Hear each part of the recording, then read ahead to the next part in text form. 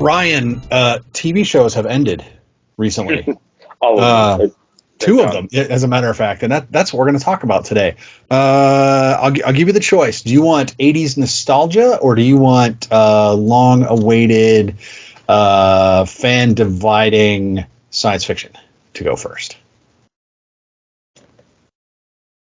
Oh, let's go to fan-dividing science fiction first. Let's go. Rock on. You know how much I love mocking fans that feel the need to be divisive. That would be the Disney Plus series Obi-Wan Kenobi, which ended its six episode run. It's a little divisive, to say the least. There's, again, not even counting the internet's cottage hate industry. It's a little divisive. Not as badly as including the hate mongers out there, but still, some people didn't like it. Some people think it's the bestest thing ever. Sure. I was okay with it. Overall, there were some high points, and there were some low points, and there were plenty of points in between. Your general impressions, how do you rate this series compared to the other Star Wars series that we have had thus far? I mean, there is. It would be hard for me to turn down Ewan McGregor as Obi-Wan in anything. That is true. So I mean, let's lead with that. I was okay with it. Were there moments that I liked more than others? Yeah, I think along those lines, was it great? No, but I think I know for a lot of people it was therapeutic in the sense that it treated the prequel trilogy with a little bit more respect, I think, than sometimes it gets, I guess, would be the way to look at that. I also think that partly has partially to do with all the stuff they did with Clone Wars and things, right. The animated series. So, I mean, if you can overlook the fact that it doesn't exactly make sense according to what's coming or what we've already established, right? And I'm not talking why isn't he old? Right. My favorite response to that is, well, ask me after you turn 40. Right. That 40 to 50, I tell you, you do age remarkably. I would like to point out that if you're watching this on YouTube, you can see the amount of gray. And I'm not old, but I have to be Obi-Wan's age at this point. Yeah. So the older I get, the more I realize that that's not as big of a continuity issue as maybe we thought it was. But I mean, look, this series is dealing with a young Princess Leia and Obi-Wan, and it had been my assumption, and I think a lot of people's assumption, based on the message she sent, where she kind of acts like he doesn't know who she is, right? That they had never actually met. Now, you can revise that in any number of ways, one being she was speaking in code she couldn't acknowledge. I don't know. But that doesn't make a lot of sense to me either. But so if we just ignore that a little bit, like, they've painted themselves in so many corners that I think it's impossible to be a storyteller in the Star Wars universe right now. No, there's too much either actual canon or retro canon, aka Legends. So there's and fans' head canon, which is actually the most powerful canon of them all. So, but you're right. You discussed Princess Leia's message at the beginning of A New Hope, and that is one of the plot holes that everyone likes to point out that Obi-Wan Kenobi has created. The other chief complaint is that why was this not about Luke? If his whole job is to protect and guard Luke, why was he not doing that the whole series? Which, some people's possible motivations aside, for asking that question, is a valid question. Yes. So don't think I'm trashing the people that are asking that question, because that is not the case. Here's the problem with that. Luke and Obi-Wan couldn't, and so I mean, it would have to become a story about how Obi-Wan is protecting him in the shadows rather than the daylight, which could be interesting. But we wouldn't get necessarily a lot more Luke in that in that. But then again, if you'd asked me prior to this, how much Leia would we get in this, I would have told you very little, Right. I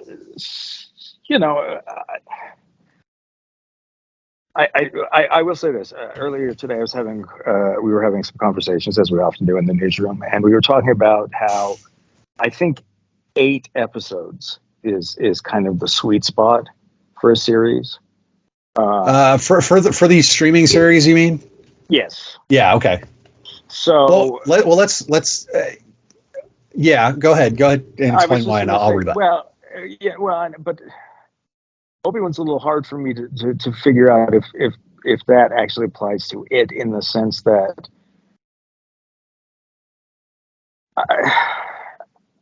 I don't know that the writing was that strong. And I don't think it was terrible, but I don't know that it was very creative. I think they had an idea, and everyone signed on to that idea, and maybe felt rushed. Maybe they didn't. I don't know. Apparently, that it went through some major rewrites after Mandalorian came out, because it was too similar to Mandalorian, but it's still pretty similar to Mandalorian in this form as well. It's sure guy protecting kid. Anyway, I don't know. I mean, I guess the whole tease was, when am I going to meet up with my old master? It was all about Liam Neeson coming back to the franchise, and, right. And so it kind of felt like, but in the meantime, let's tell you this cute little story, right? Where we get to show you, what Leia was like as a kid. And I'm not opposed to doing stories about what Leia was like as a kid. I just don't know that they need to be as extreme as this.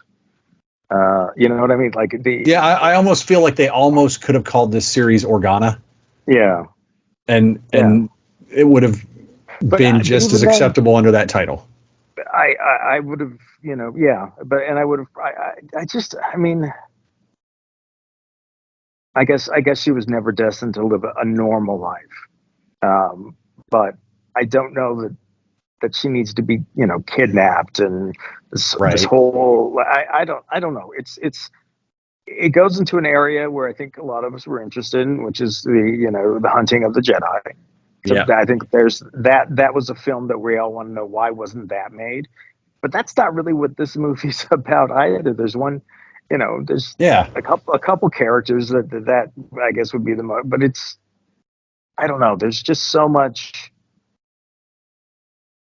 stuff going on that is, I don't know. I mean, how many times can certain people die from one lightsaber stabbing? Other people live. Yeah. Twice. I mean, they live twice from a lightsaber stab. Yes. Yeah. So it's kind of like, well, what are the rules? Whatever's convenient. Yeah. I think, as it is in most science fiction narratives. But isn't the Star Wars thing, they're so proud of the fact that everything happens in universe, except for the legend stuff. But I mean, their whole thing is like, all of this happens in universe. Yep. And to me, that might be the biggest problem, because it doesn't always make sense. And there are people who will say, oh, but let me deep dive and tell you how this will work. And there's ways to write around things, but you shouldn't have to do that for everything. You mean like the sequel trilogy, for example? Yeah. People were constantly explaining the sequel trilogy, and why everyone that didn't give it all 10 out of 10s was stupid and wrong. But okay, so You don't know if Kenobi needed eight episodes. I don't. Well, and the thing is I don't. Obviously, there's going to be a second season, right? Yeah, that's what they say. Again, and now I'm like, do I need it? But I don't know. Is there enough to just because it almost felt like you could have done multiple storylines in this and made it 8 or 10 episodes. Yes. Yeah. No, I get you. So almost making season 1 and 2 together as a fluid story. Because really, Leia doesn't have to be in the whole thing. No. It's Obi-Wan's story. Yep. You have her in 3 episodes, and then or 4 episodes, or but it leads into something else, which leads into something else. Yes. So. And then the whole time he's trying to get back to Luke or whatever, which is his main purpose. So no, I don't disagree. Now let's remember. So what was it? Falcon and Winter Soldier was 6 episodes, and it was supposed to be longer than that. Well, that one there you go. Okay. WandaVision was 6, but was supposed to be longer than that, or was it 8 and was supposed to be longer than that? But it was shortened again due to things. But you go back to Netflix for Marvel and 12, 13 episode seasons, which were basically universally loved, with the exception of that one series, which will not be named. But so is it there are they regressing and not taking full advantage of the extended storytelling opportunities? And if so, why? I don't know. I guess it's a case by case thing, but and technically speaking, these episodes are all different lengths, or they're no longer writing to a format that is right. There's no rules on how long an episode can be. Which we are going to talk about when we talk about our next show. Yeah, but anyway, so I mean, it's kind of, I think we're in a strange time where art is trying to figure out, and maybe there is no definite way to but I guess when the Clone Wars, not the animated series, but there were shorts that came out. There were the Clone Wars. It was by the guy who did Samurai Jack. Is that what the guy's? Yeah, that was okay. I believe so. And they were all we have to tell a story within 5 minutes. I don't remember exactly what the time is, but it was tiny. And so everything that happens in our story has to have a purpose. Everything that's there needs, there was no space for stupid stuff or stuff that didn't matter. It was like, we have to tell everything as concisely and as clearly as we can in this short amount of time. Right. And that was one of the things that was wonderful about it, because it got to the heart of what the story was and then moved on.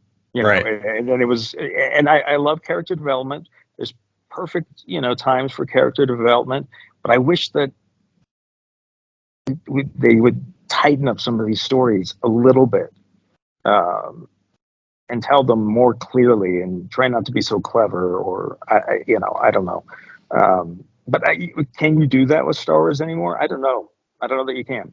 Well, I don't know. I feel, and this is going to sound weird, I almost feel like Star Wars, as George Lucas developed it, lends itself to simple storytelling, but of big themes. And I think they've gotten away from that. They're trying to make the storytelling as big as the themes, and it's not working for them.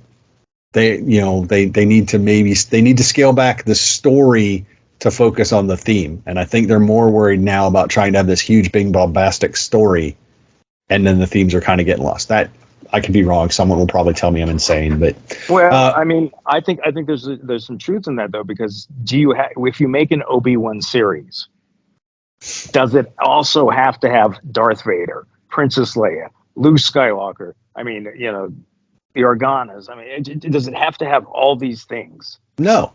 Or could it just be him in the desert doing something? I mean, do you realize they could have had one whole episode of this show just Obi-Wan dealing with that Jedi that tracked him down. Yeah. Trying to, get him to come or whatever. The morality of that situation, which is an interesting scene. Right. But that could have been an entire episode. Funny, if you stop and think about it, that's the kind of thing that The Mandalorian does. Yeah. It'll have one episode that just doesn't seem connected, and it's not really, but it's very thematically important. And I think that's what's missing from Kenobi. Sure, well, but and a lot of times in The Mandalorian, they'll bring it back to, like, later on, you'll realize the relevance. Right. Like, the people from the town will show up in whatever episode down the way. It may not seem significant at the time, which is, that's how life is to a certain degree. I mean, the things that are significant in our lives, a lot of times we don't realize they're significant until we're down the road a bit. Yeah, I think the Mandalorian does a much better job of that. So yes. So okay. So overall, though, we're not displeased with Kenobi. No, but I think there's a part of me that's given up on this idea of it ever being classic, Right. or high. I don't know if high R is the right word, but there's a part of me that suddenly it's like, rather than thinking Star Wars can make movies that are 5 out of 5s, it's more like they're gunning for the ceilings of 4, and so hopefully they get to 4 or between 3. And The Mandalorian might be the exception at this point. It is at this point. It is at this point. Yes. But I mean, that said, am I excited for Ahsoka? Yes. Am I excited for Andor? Yes. Am I? I mean, so yeah. I haven't given up. I don't think I still love Star Wars. I just think that it's clear that my expectations for what Star Wars is need to be adjusted. Yep. And like you said, it's based on serials that Lucas saw before, when you go to movie theaters, and every week they would show the shorts, and that's what this is based on. So, in a lot of ways you would think, TV series is where it should flourish. But I think, again, tighten up those stories. Yep. Yeah. And so before we finish up on this, I do want to point out that in the first episode, the actual kidnapping, honestly, my first thought was they cribbed all that entire sequence from The Princess Bride. It just felt exactly the same. Sure. And I was just like, oh, please, dear God, no. And then, of course, there was the silly chase scene. But after that, it leveled out. But I just saw that first part, and I was like, oh, my God, it's literally The Princess Bride. And I don't know if they'd have kept that tone, if it would have been better or worse. I actually don't know. Yeah. So, I agree. I don't know that Kenobi's ever going to be considered. Again, The Mandalorian has set the bar so high, and I think it was because there were no expectations. If they'd have tried to come out and do Boba Fett before The Mandalorian, I don't know that it would have been the same. But I think The Mandalorian had the advantage of excitement without expectation.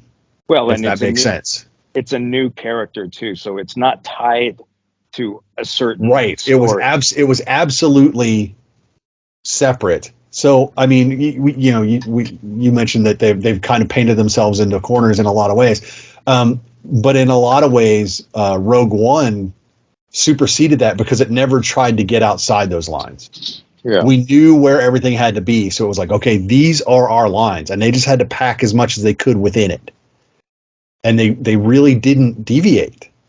And so that's why I think it's one of the better received outside of the main, the Skywalker saga, if you will, pieces. And that was a film that was completely re-edited, reshot, rescored sort of thing. Yeah, too. To get it, but again, it might have been because they realized maybe that original cut was took too many liberties, and maybe they brought it back. I don't know. I'd be interested to hear what the actual differences were. So from a nostalgia factor, it's not going to be Star Wars, A New Hope. or Empire, but it's okay. I don't know that I need a second season. I really don't. I hope they do something worthwhile is the word I want to use, but I know people would take it the wrong way. But something worthwhile with season 2 if they actually do it. Ahsoka actually has a lot more room to play, I think, so it'll be interesting to see what they do for that. But speaking of nostalgia, let's talk about the other series that ended last week. Yeah. And that would be season 4 of Stranger Things, the one-time Uber phenomenon that some people got a little wonky about in season 2 and season 3. I'm not saying I was one of them. I'm just saying there are people out there. Season 4. Let's talk about episode lengths real quick. Oh, yeah, sure. You mentioned it. They're not shooting for time slots anymore. Kenobi was all over the map. Stranger Things season 4. Holy crap. It's an hour long. Oh, it's an hour and 15 minutes long. It's 50 minutes long. Oh, it's 2 hours and 23 minutes for the finale. Yeah. Storytellers being allowed to tell the stories. Now, 223 does seem a bit excessive. Well, but here's the thing, and here's the, could they have cut it up other ways? Could they have? I mean, they put this out in 2 parts. Could they, have released? I mean, the release strategy on this one was a little weird. Yeah. It was front loaded, but not nearly as much as I think a lot of us thought it was going to be front loaded, because that last episode is so long, and we'll get to that in a minute. But right. Yeah, I don't, it's because there's that part of me that says, well, just take whatever time you need to tell the story. And I think maybe the problem with this one was the way they broke it up into episodes. Right. Because you probably could have had this be, part 1 could have been 6 and part 2 could have been 6, or, there's a way they could have done that, but they didn't. And, they didn't. That's, their choice. And who are we to question the Duffer Brothers? So they seem to have it, right in terms of a quality standpoint. It's a series. I didn't really care for season 2 that much. I need to go back and I at some point I'm going to go back and rewatch them all. Rewatch it all, but that's such a time commitment right now that I worry about. Okay, well then would I watch anything else? And the answer is no. And that doesn't work too well for my job if I go on TV and say, well, you know what, guys, I just watched the Stranger Things, and you've all seen it. I know you've all seen it. Right. But I have nothing to talk about. But yeah, I thought season 2 was a misstep. I think they learned. It's one of those series that was able to correct course and do a really nice job of it. And in general, I really like the season. I sense a but. No. Okay. No, there's not a but in the sense that. But one thing that I just think is remarkable is what we will allow the series to get away with. And this is not necessarily a bad thing, but it's kind of like, and I felt this way kind of throughout my life. I've been kind of the outsider weird kid my whole life. So me doing outsider weird stuff wasn't really weird. So Stranger Things, when it does weird stuff, it doesn't feel that weird. But when you have a guy playing a rock show, playing Metallica on the top of a bus, that's pretty damn weird. Really. I mean, with the apocalypse swelling, or anyway, but I actually, that's something that I admire about what they've done.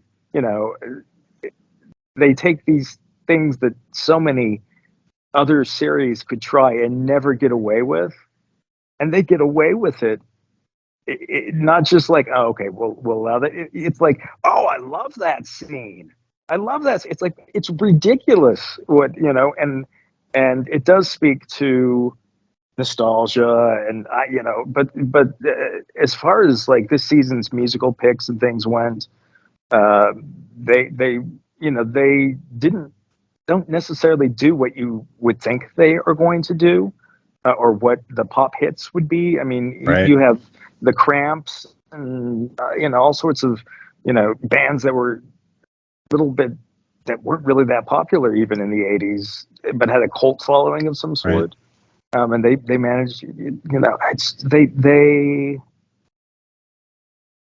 do a really good job of keeping us, tuned in. On our toes. Yeah. So there's so many callbacks. I love the fact that Dustin was very Red Dawned during the apocalypse. I thought that was awesome.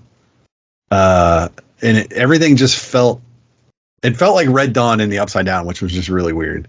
But I like that they went so big in this. I mean, because the other seasons didn't feel this big, and I'm not just talking about episode length. The scale just felt so huge because they opened up the early world by giving us even pre-11 in the lab. We got that. We got all of those flashbacks. We got some of the motivations. We got, you see that they telegraph it without telegraphing it, I guess, certain character development. I need to go back and compare all the dates that they threw out there for certain people. Because I don't think some of the math is right, but I could be wrong. There's a particular character's birthday that just happens and no one notes, but that was one of the things the internet people caught. But it's Stranger Things, and so it's always been a little chaotic, and the storytelling's always been a little. This is like the complete opposite of what I just said during the Kenobi thing, but it strangely works because it doesn't have a shape. But you know what? But I would say it is fairly concise because you have so many characters and they spend just enough time with the characters, and and they split them up into 3-4 groups. That's how they deal with it. So that within those 3 or 4 groups, each character can actually have a purpose. Whereas if they had everyone together in the same room at all the time, you'd have 1 or 2 people with a purpose and 10 other people standing around. Right. If you stop and think about it, the Lord of the Rings trilogy kind of follows the same concept. Yeah. Even it was based on a book which splits them up, but the characters get split up, so all the characters get equal-ish time. Yeah. Game of Thrones, kind of the same way. Yeah. 8,000 characters in that freaking show. But with George R.R. Martin's ADHD narrative style, everything gets chopped up and thrown in. So you get all the different points of view and all the different characters. So there's something we said, you don't have to have 2 main characters and a bunch of supporting characters. You can have a lot of main characters. You just have to make sure that you treat them with the respect that their position is. And to do that, you may have to break it up. So in this one we had 3, sometimes 4 different groups, it felt like. But there's definitely 3, there's the Hopper and Joyce and Murray and Russia. There's the Hawkins people that were left behind, and then there were the California kids. Mm-hmm. That whole subplot, I don't know that I really needed Argyle, but especially after the stop in Salt Lake, that just seemed like a opportunity that now, or unless they come back to it in season 4 or season 5, I don't know, but it was cool to see Matthew Modine come back. So you got 11 in her little lead sections. Yes, there's like a 4th group. It's just it's constructed well. There was some room for improvement, I think, in the organization, but not in the narrative. I think narratively, it's definitely up there. And I think you could argue that with even the first season. I think there is a chaotic nature, but the thing that makes that work is you have to be interested enough in each of those stories. Yes.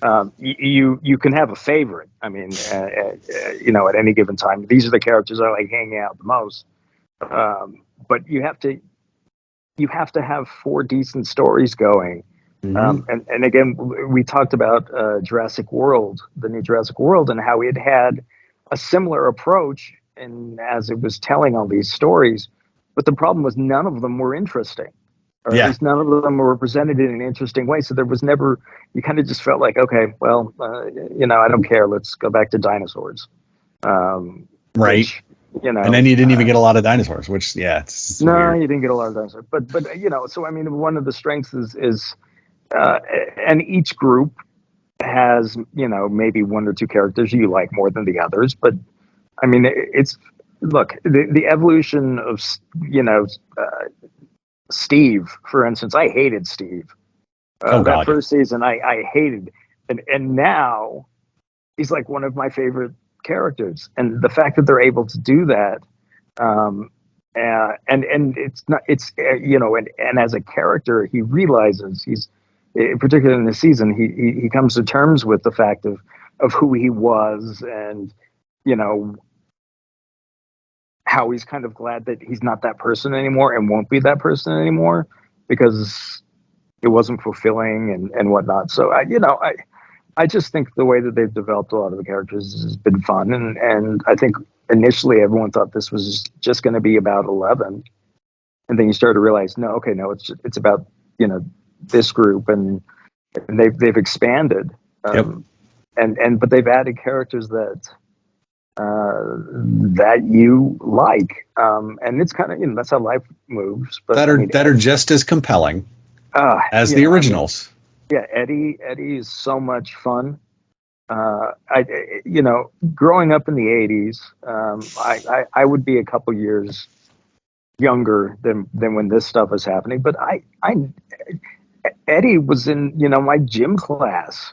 It wasn't, and his real name was Jamie, but he went by Lars.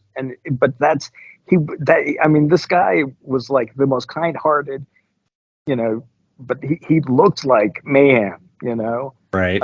And so I watched that, and I love the fact that they were able to make Eddie this more than just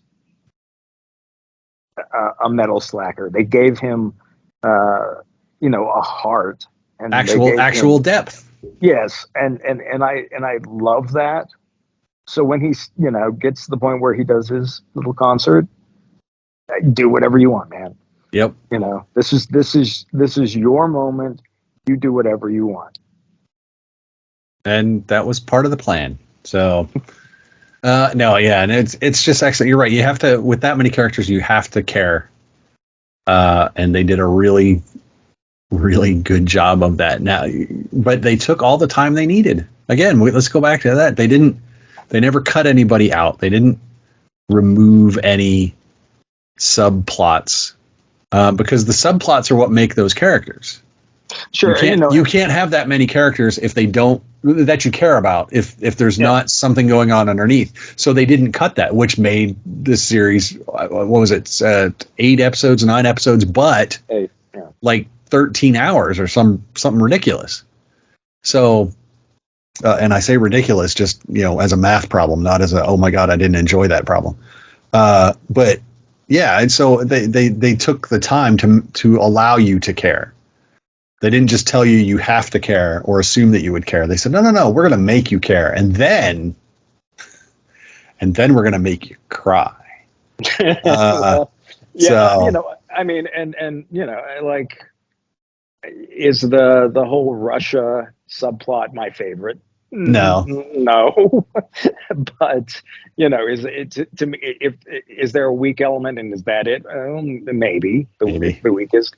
But there's also some interesting stuff that happens there, and again, they're playing on 80s, which has kind of actually come full circle. But growing up, the Cold War, Russia, it was all about. There wasn't China, there wasn't Korea or whatever. It was the Soviet Union, and that was it, And so you kind of, the time almost dictates that obsession has to be in there. And I love the satanic panic stuff that's going on in this one, because all of that happened. All of that was there. The high school Christian kid who just sees they're demonic and they're evil. That was totally part of me growing up. It was like, the freaks, they're all in it. And I think we've kind of moved on from that a little bit. like I mean, I don't think people understand what it was like to be what these kids are. Right. I mean, like being a kid who plays Dungeons and Dragons, and oh, you play Dungeons and Dragons. I hear that makes you a Satanist. Well, okay, who told you that? Well, I read it somewhere, Yeah. but it's, so I mean, I relate to these kids a lot in that regard. And the way that the conservative aspect of society reacts in a way that's completely uncalled for. Anyway, Right. but I mean, Overreacts. well, overreacts and then starts shooting people, and Anyway, oh man, yeah. Yeah. I don't. Actually, I'm gonna say I wonder what it'd be like if you watched it from someone who was the popular kid in high school, who was the normal kid. Right. Clearly, it appeals to a wide audience, but But do we all see ourselves as outsiders? I mean, even the people that we would say weren't the outsiders. I don't know. Yeah. Well, to be fair, Chrissy the cheerleader was not an outsider, but totally was. Yeah. Because everyone has something. Yeah. So that's a lot of what the show this season especially was about. Everyone has something that Lucas has, his insecurity, Max has hers. So yeah, there's a lot of stuff going on. We still don't know what Mike's is, or not Mike. Fargle Bargle. Anyway, yeah, the other one. Yeah.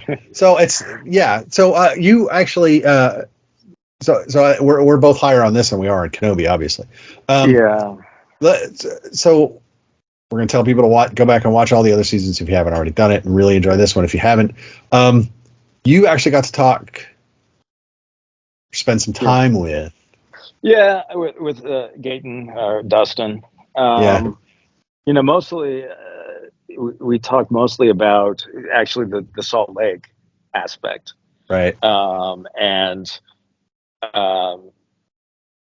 how the intention wasn't to make fun; it was okay.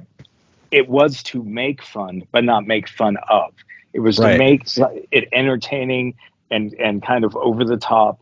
But I have to tell you, and we talked about it, and there were a few other people who were there that were part of this conversation, and we all agreed that that's kind of true. I mean, there was so much truth in it, as much as anything in Stranger Things is true.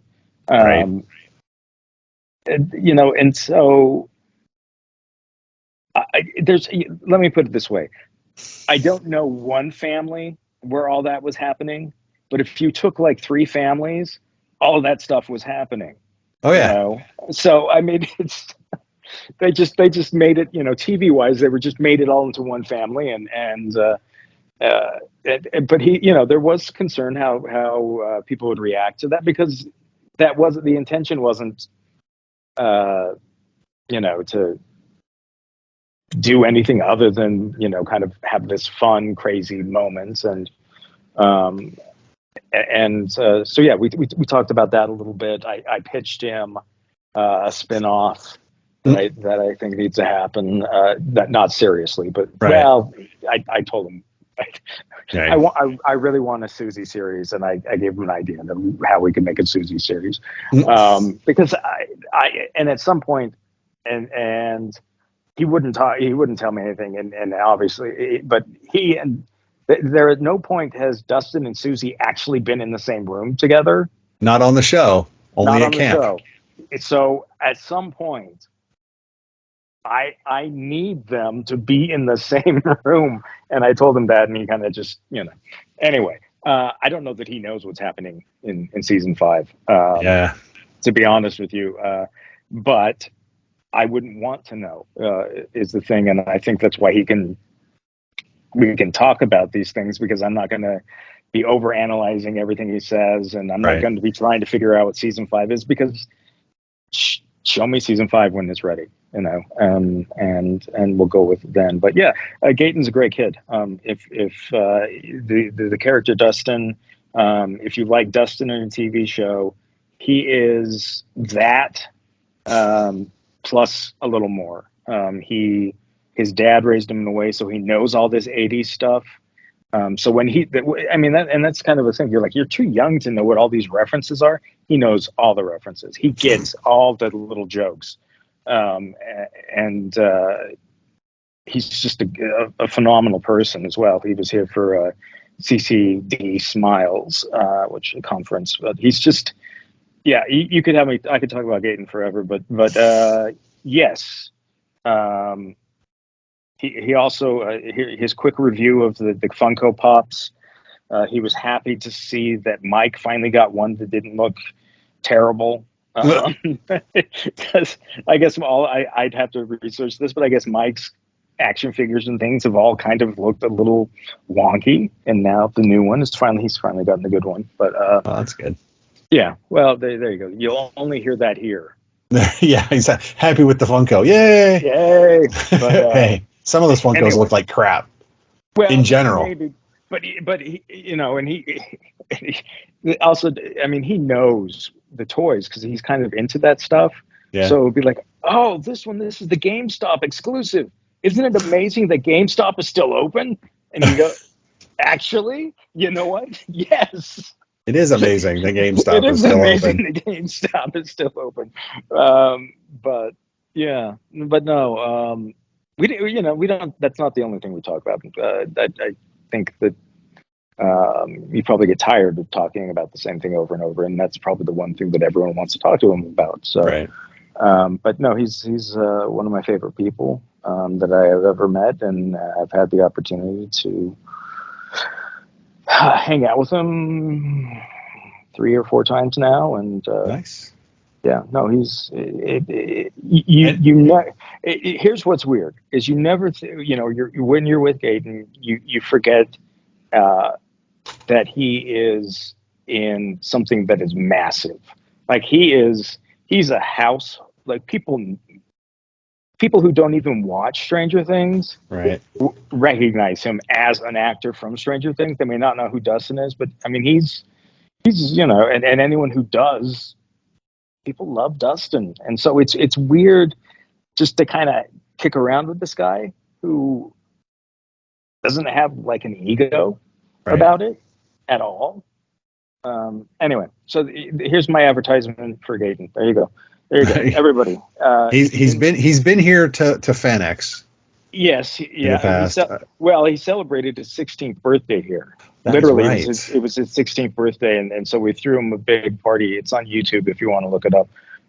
But he's a big Star Wars fan, and so we had all the Star Wars cosplay, stormtroopers, and whatever. They all came out, and he remembers that very well, and is appreciative of that. But it's weird because I hadn't seen him since then, and he's now almost 20. Oh my God! And so it was just kind of the pandemic did weird things with time.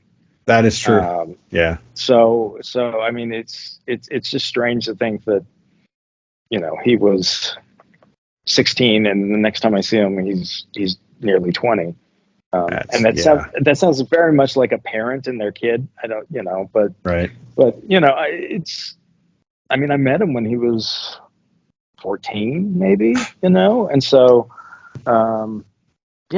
it's kind of a weird thing. But if Dustin is your favorite character, and you have the opportunity to meet, or even if it's not your favorite, if you have the opportunity to meet Gaten, he's just one of my favorite people.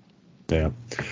All right, so that is 2 big TV series that wrapped up in the last week or so. And me rambling a lot. I apologize. No, that's the best kind of ramble, though. It's not the complaining rambles that I often go off on. So, there you go. So two recommends. Definitely Stranger Things. Kenobi, if you're of a certain mindset. We've got more movies coming out to talk about, which we'll be watching. There's a couple screenings this week we're going to be doing.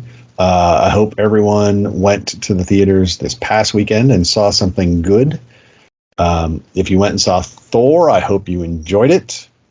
You can listen to our review to find out what we thought of it, and or read either one of our reviews at the same site or at the same spot, which is on the website, vsmoviepodcast.com. Links to all of those are there, or you can listen to the episodes wherever you stream your stuff. So I'm going to let Ryan go back to work because Ryan is still at work. Ryan is still at work. Doing worky stuff. So, but until we talk about some of these fun, maybe more lighthearted films coming up, there's a couple at least. So until we get to those, don't forget to like us, follow us on social media at BS Movie Podcast. You know the drill. If you're on YouTube watching this, click subscribe. That would be great as well. Till we get back to you, I'm Mark. That is Ryan. Bye, Ryan. See you guys. And we will talk to y'all later.